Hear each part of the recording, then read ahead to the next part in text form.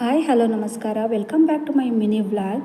ನಾನು ನೆನ್ನೆನೇ ಹೇಳಿದಾಗ ಇವತ್ತು ಅವರೆಕಾಳು ಪಲಾವ್ ಮಾಡೋಣ ಅಂತ ಅಂದ್ಬಿಟ್ಟು ಎಲ್ಲ ರೆಡಿ ಮಾಡಿ ಇಟ್ಕೊಂಡಿದ್ದೆ. ಕುಕ್ಕರ್ಗೆ ಸ್ವಲ್ಪ ಎಣ್ಣೆ ತುಪ್ಪ ಎರಡನ್ನೂ ಹಾಕಿ ಮಸಾಲೆ ಐಟಮ್ಸ್ ಹಾಕಿ ಈರುಳ್ಳಿ ಟೊಮೊಟೊ ಹಾಗೆ ರುಬ್ಬಿರೋಂಥ ಮಸಾಲೆ ಮತ್ತು ಕಾಳುಗಳನ್ನ ಹಾಕಿ ಪಲಾವ್ ರೆಡಿ ಮಾಡ್ಕೊತಾ ಇದ್ದೆ.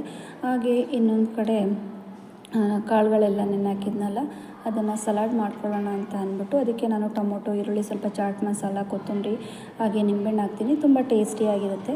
ಹಾಗೆ ಸ್ವಲ್ಪ ಮಗನಿಗೆ ಸ್ನ್ಯಾಕ್ಸಿಗೆ ಅಂತ ಹೇಳ್ಬಿಟ್ಟು ಮಖಾನ ಸೀಡ್ಸ್ಗಳನ್ನ ಬೆಣ್ಣೆಯಲ್ಲಿ ಸ್ವಲ್ಪ ಹಾಕಿ ಫ್ರೈ ಮಾಡಿ ಕ್ರಿಸ್ಪಿಯಾಗಿರುತ್ತೆ, ಚೆನ್ನಾಗಿರುತ್ತೆ. ಹಾಗೆ ಸ್ವಲ್ಪ ಲೆಫ್ಟ್ ಓವರ್ ರೈಸ್ ಇತ್ತು, ಅದಕ್ಕೆ ಸ್ವಲ್ಪ ಈಸಿಯಾಗಿ